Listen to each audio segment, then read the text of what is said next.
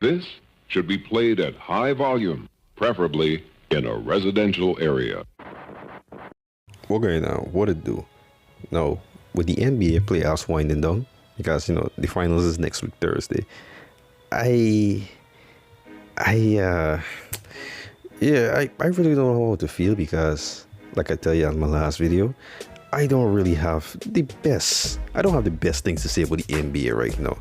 So I gotta really look at other avenues of entertainment, or as I like to call them, distractions at the moment.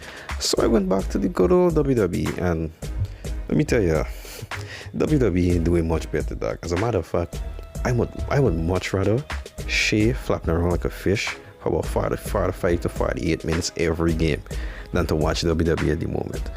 But I ain't here to talk about the shit quality of WWE, or actually, I am. Here's why. Currently in the NBA space, as a matter of fact, currently all around in the entertainment space, there's this new debate going around. Like, who in this new generation is gonna take over the mantle of the new faces of their respective leagues or their respective genres, or being the respective faces of their companies, cliques, whatever it may be.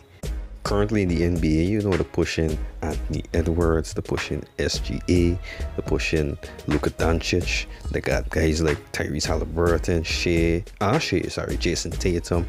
All these models them in the running right now. But it's like we can't really get a concrete answer because I don't want to say this out loud, right? Because this is the loud part that should be quiet, but I can say it out loud, right?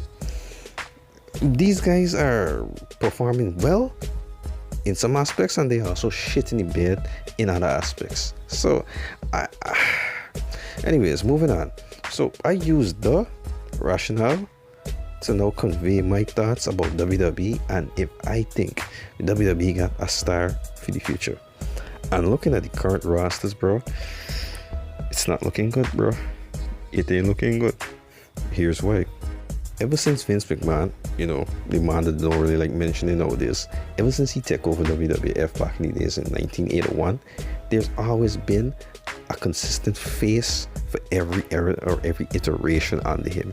There was Hulk Hogan in the 1980s that led WWE into its international expansion.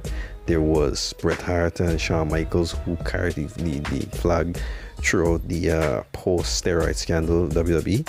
There was Stone Cold Steve Austin, who's brash and out of place, out of order attitude resonated with Generation X, and he basically took wrestling to its peak of popularity. And then of course they had The Rock there complimenting him and basically solidifying this as the greatest era of WWE era. And then afterwards we had John Cena, who whether you love or hate John Cena, you can't deny that Cena carried WWE through one of the worst periods ever in terms of creative. Like, it had some of the best matches ever, but some of the worst creative decisions happened during this era. And Cena had to take all the brink of the criticism and all these different things.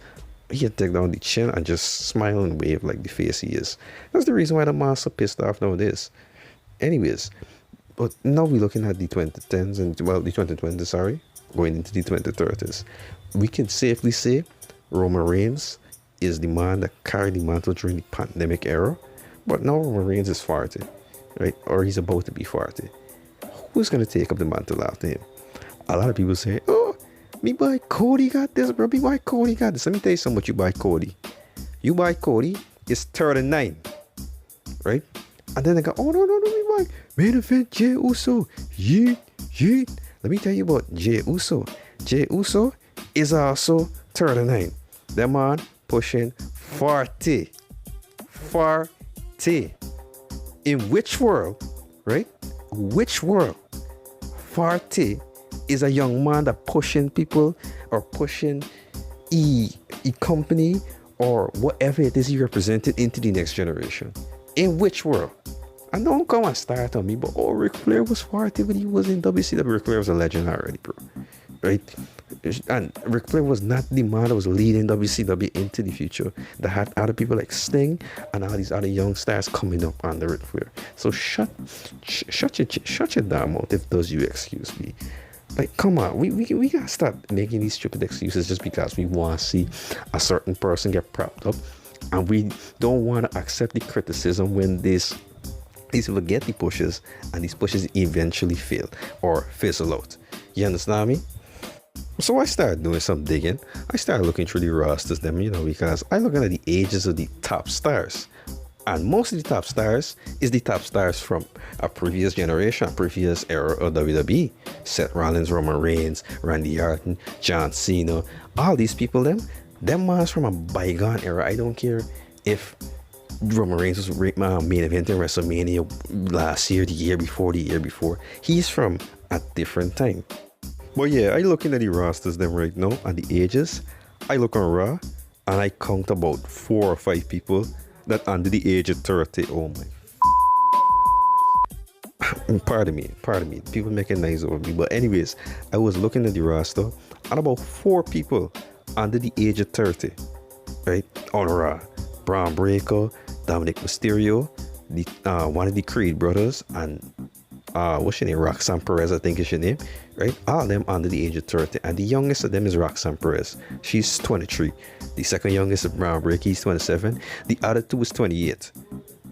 Like, and these people, them ain't gonna get in those other pushes to the reaching the 30s, Like, but if you think SmackDown doing any better, I must see come 2 people on SmackDown that under the age of 30 right now, bro. And them, man, them be main eventing the next episodes of SmackDown in the future, much less a PLE, much less WrestleMania, much less carrying WWE upon them backs. You understand me? It's not happening, right? However, what I will say is that I love the fact that Braun Breaker getting a push right now. Braun Breaker, right? And I can show you who me picks are for the future of WWE. Braun Breaker. Push him. When he finally makes his way to the main roster, push over Femi. Right? Push people like Carmelo Hayes. He's not going to be a main event per se, but he could be a good IC champion for the next decade itself. I mean, he's already in his 30s, but you get my drift.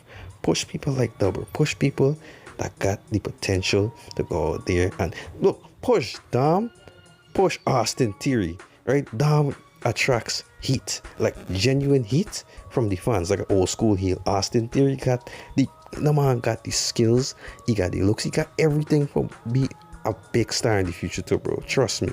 One of the biggest complaints that Vince had just before he left the WWE is that his ideas were antiquated and outdated, and he was pushing people who didn't deserve to be pushed as main eventers, or he didn't create new stars like he used to create back in the days. But anybody that uses that as a knock against Triple H, but come prop up as a knock against Vince, but a propping up Triple H, let me tell you, bro, right? You could eat shit and dead. I'm sorry. Sorry if I was saying no. I mean, actually, sorry. You could actually eat shit, but don't dead, right? Because, and I can't stress this enough. Triple H is my favorite. He's probably my favorite wrestler of all time. But Triple H is a shit booker. He is a shit booker. And he ain't creating nobody that makes sense in terms of star power. He pushing a bunch of jobbers, a bunch of old men that who ain't got no qualms about squeezing up his balls or something at night time. I don't know what it is, but he's not creating anybody. So if you use that as an excuse to prop him up, you are a jackass. Why the hell Austin Theory there in a tag team with Grayson Waller? As a matter of fact, bro, me using the name as a derogatory term against he is an offense to gay people, because that man there, bro, this nigga is one of the worst wrestlers I ever watch on TV. Bro, get this nigga off me screen, bro. You know, get this nigga away from Austin Theory. Get Austin Theory a proper character that we could get behind and start pushing it. I could get behind booing the hell out of this nigga, bro. No joke. Like, what I mean booing he in the context of wrestling. Not booing he because he looked like a big jackass on TV. I mean booing he for the reason why he's booing him, because his character caused me to boo him. Not because, bro. I losing track of my thoughts right now, because every time I think about it, I just remember I just remember every single dunce in my comment section, in other people's comment section, talking about, oh my gosh, you don't know what you're talking about. This man is the way. This man is the way. This man's 40. Look, I arrest my case at Austin Theory, Braun Breaker, Obafemi, right? Them guys at this point in time is probably the three that I rooting for the most, or the three with the best trajectories in being the faces of the company, right? The rest of them, I don't know. As a matter of fact, bro, the rest of them could get released as far as I'm concerned. But look, we go on now. I go down maybe. Yeah. Beta!